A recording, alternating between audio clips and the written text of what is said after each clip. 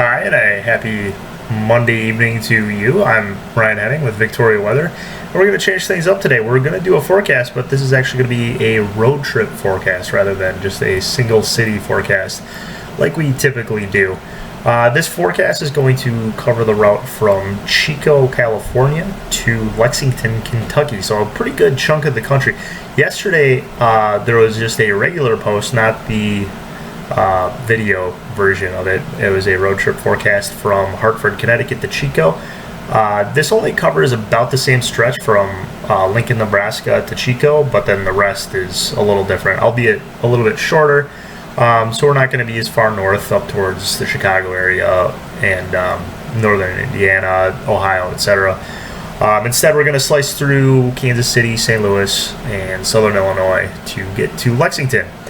And since we're going to be moving in reverse, the weather is also likely to be a little bit different. So that's about it by way of introduction. I've got my facts and figures here, so excuse me if you catch me looking at the monitor. I'll show you here in a second, so don't you worry about that. It's going to be about 3.5 days, 36 hours in the car, and then the guidelines we follow for these road trips is it's about an 8-hour day, but if there's change of 3 or fewer hours on the last day, we'll just pile that onto the last day. But for this one, there's almost 5 hours left over, so 3.5 or 4.5 if I can actually do my math correctly. So that would take us. We would, in this theoretical hypothetical road trip, we would leave on Tuesday. So Tuesday, Wednesday, Thursday, Friday, and then a half day on Saturday to get us to Lexington. I don't want to dilly-dally on the individual stops. I'll kind of just guesstimate using the map. And I'll show you beforehand, and then we'll start looking at the models and try to figure out exactly what kind of weather we can expect for this kind of a trip. So let's take a look at our route via MapQuest.com. I'll give the monitor a second to adjust here. So you can see all the numbers that I was using, 36, 47. I'm not sure you can read it, but you can probably see the map. Again, up to, I guess it takes us to Omaha. But if you are actually driving this, I would recommend taking the exit at Lincoln and going through Nebraska City to shave about an hour and a half off your, not an hour and a half, maybe about an hour off your drive. But this is our route. Like I said, we're going to have 4 full days and then a half day. So we'll probably get west of Salt Lake City on day 1. And these are all guesstimates. To about Cheyenne on day 2. Probably in that St. Joseph, Missouri area on day 3. And then into southern Illinois, we'll call it Carbondale, on day 4. So again, I love the pictures of all the cities. So here we go.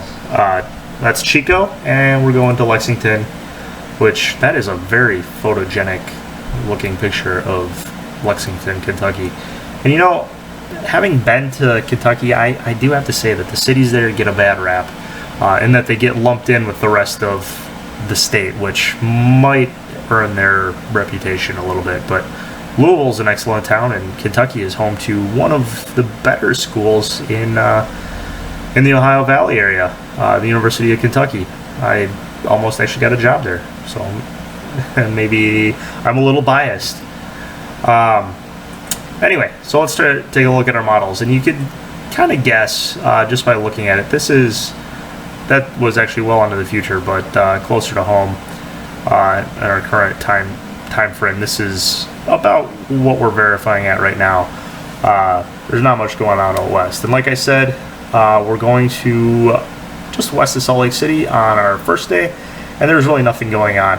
And even this ridge is damping a little bit once you get into northern Nevada. So when we leave Chico in the morning, it's going to be a fairly warm morning as we leave at about 15 Z, so a 21-hour time block. And it looks like there might be a little bit of fog and haze around the San Francisco Bay Area.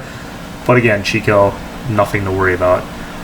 Just a little bit of heat exhaustion. So it's going to cool off as we head eastward. This broad system, we'll never really catch up to it, but we're going to definitely feel the impacts of it because you can see the dip in these red lines. These are isohypses, which are measures of thickness, which correlate pretty well with temperatures through the entire atmosphere. So there's some cool air diving into the central plains behind this system. I know here in the Twin Cities, temperatures are supposed to be in the 70s and maybe even only in the 60s on Thursday. So that should give you an idea of how fundamentally different the air mass is going to be. We're only going to make it to the Salt Lake City area, and you can see there's not a whole lot of change. So it's probably going to start cooling off in northeastern Nebraska around the Ely area. But really nothing too particularly worrisome out of that forecast. So our next day, which would take us to Cheyenne, and this is the look at it. This is about midnight tomorrow evening. So I wouldn't worry too much about that yet. If it hangs on though, it would be a problem. But this is by early afternoon, by which point we'd be right about there. So again, looks like at the back end of the system it's going to clear out nicely. It is going to start to warm up a little bit. We won't really feel the chill in Wyoming as our area low pressure starts to really get organized and start to shoot off to the northeast. So that looks like another pretty decent day there on Wednesday in northern Utah and southern Wyoming. So we make it to Cheyenne. With the northeasterly flow, it might actually be a little bit cooler than normal, maybe the 70s or so, but that's certainly manageable, especially if we don't have to deal with any rain. So that would be day 2, that would be Wednesday, and day 3, as we said, we're going to try to get to St. Joseph, Missouri, which is closer to Kansas City, but it's between Omaha and KC. They're in northwestern Missouri, and this is what we call the dry slot, wrapping up through into Michigan. So all the driest, coolest air is kind of rotating around like this, kind of like how you see this moist plume following the cold front. That's exactly what the pattern, the dry air is following through the country just to the north. So you can rest assured that St. Joe's is going to be fairly cool. This is in the morning, and as that system moves away, it's going to start to see a warmer air mass, but St. Joe's is in for what stands to be an unusually cool August day. It's going to progressively warm up. We can see behind it that they're also within this trough, but there is warmer air pushing east with this stronger area of high pressure. So it will be cool. But even after we leave St. Joe's on Friday morning, we can be sure that warm air will chase us out of town. So you kind of get the theme of what's going on with this trip. It's not going to be a terribly active system, or is it? The GFS is indicating a wave emanating out of really just general instability in Mexico. You can see the NAM isn't as organized, but it doesn't do great this far out either. So a lot of people are going to buy into what the GFS is pasting there in Oklahoma. But the real question is, will it impact Missouri and our route? If it does, and if it is to be believed, it's only going to get to central Missouri about an hour east of Kansas City. This is in the mid to late afternoon, by which point we will already be working our way towards Carbondale, Illinois. Excuse me, where did I go? There we go. So this is early afternoon, mid-afternoon, and it's still not moving. So if there are any showers or storms, they'd be very brief. You can see they're not into St. Joe's yet. Maybe a splash around KC, out to Independence as we head east towards St. Louis. But then we're going to be back in this cooler, drier regime over eastern Missouri and southern Illinois.